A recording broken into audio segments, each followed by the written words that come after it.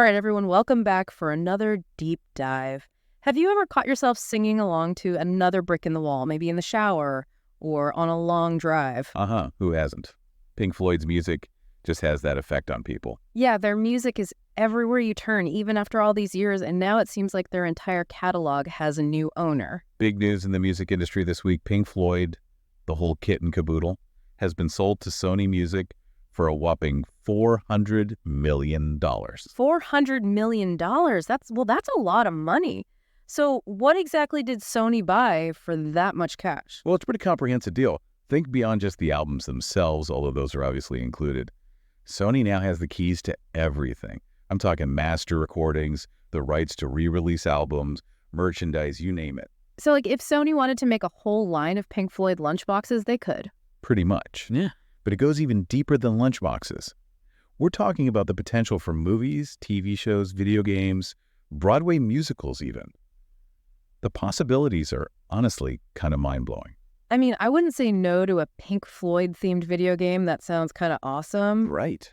And don't forget about their name and likeness rights. That means Sony now controls how the band's image is used, too. So, that iconic prism design from Dark Side of the Moon, that's all Sony's now. They can just slap that on anything they want. You got it. It's a big deal, especially when you think about how recognizable that imagery is. We're talking about some of the most iconic album covers of all time. This whole thing makes you think about how much music ownership has changed, even the last few years. It seems like these huge catalog sales are happening more and more. Oh, absolutely. And Sony's been one of the biggest players in this game for a while now. They've been snapping up catalogs left and right. Springsteen, Dylan, and now Pink Floyd. It's a clear strategy, and it's shaking things up in the industry. So it's kind of like Sony's betting on the fact that Pink Floyd's music will always be popular. Exactly. These catalogs are like gold mines, especially with streaming becoming the main way people listen to music.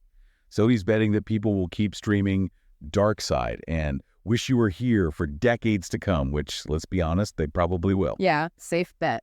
But here's where things get interesting, right? Because Sony might own the recordings and the image, but they don't own the actual songs themselves. Now you're getting to the heart of it. The songwriting rights, the real ownership of the music itself, those still belong to the individual band members.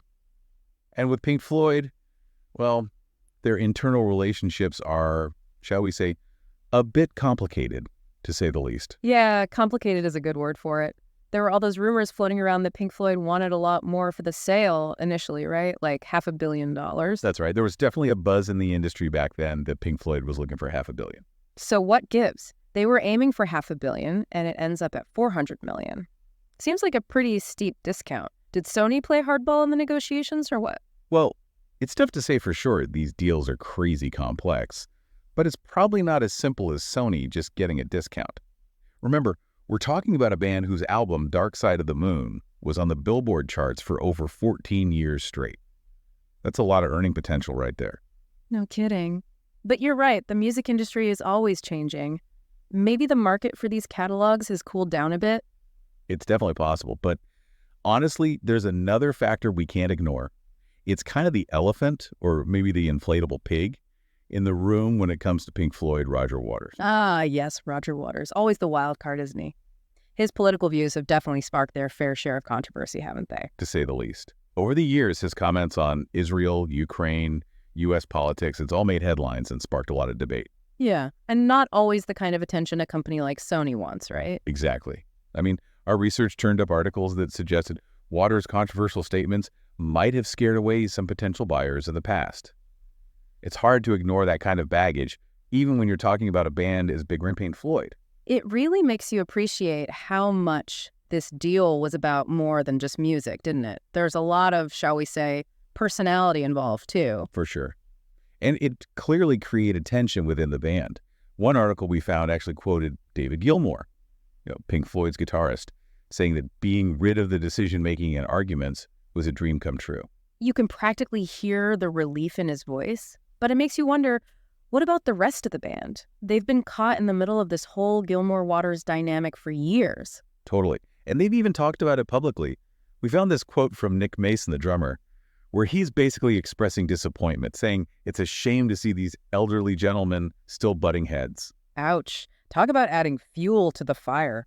And think about the pressure of potentially losing out on a life-changing sum of money because of these disagreements. Right. I mean, it's kind of a mess, but even with all that drama, it's important to remember why this deal is such a big deal in the first place.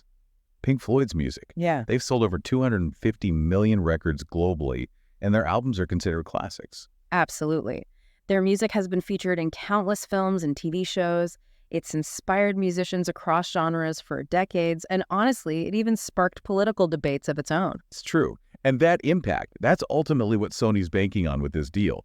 Albums like Dark Side of the Moon, The Wall, Wish You Were Here, those aren't just albums, they're cultural landmarks. They transcend music. Yeah, no doubt about it. Dark Side of the Moon spent, over 740 weeks on the Billboard charts? Crazy, right? It's a testament to their lasting impact, for sure. Pink Floyd, they weren't just a rock band. They went beyond the typical, Right. They were experimental. They made you think. Their music was almost theatrical. Exactly. It's an experience. Yeah. And I think that's a big part of why their music still resonates today with each new generation.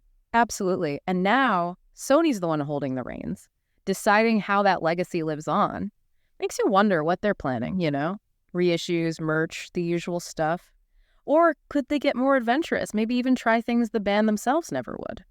That's the big question, isn't it? The possibilities are exciting, but also a little, I don't know, maybe concerning is the right word. How do you mean? Well, think about it. What if they go all out? Imagine a Pink Floyd immersive experience. Something like a planetarium show set to Dark Side of the Moon. Whoa, okay, now that's pretty cool. I could get behind that. Or a documentary series on the making of The Wall, unseen footage, interviews, the whole 9 yards. Okay, now you're talking. But I think I see where you're going with the whole concerning thing. What if they go too commercial with it? Pink Floyd headphones, Pink Floyd energy drinks. It kind of cheapens it, doesn't it? It does make you wonder about where the line is. Yeah, where does a band's legacy stop being, theirs? When does it just become a product?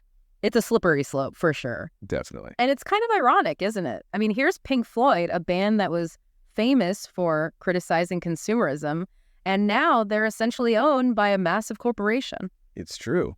It's kind of a strange twist. Yeah, it's a lot to unpack, that's for sure. But hey, that's what we do here on The Deep Dive, right? That's what we're here for. We dig into these complex issues and hopefully leave our listeners with some things to ponder. So, as you're listening to your favorite Pink Floyd track today, maybe on those hypothetical Pink Floyd headphones, think about this.